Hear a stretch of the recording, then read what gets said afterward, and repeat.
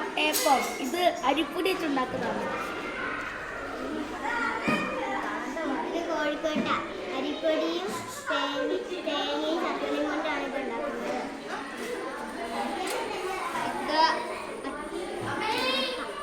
വട്ടയപ്പം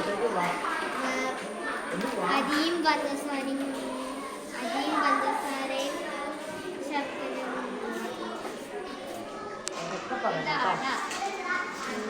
ജീരകവും ശർക്കരയും കൊണ്ടാണ്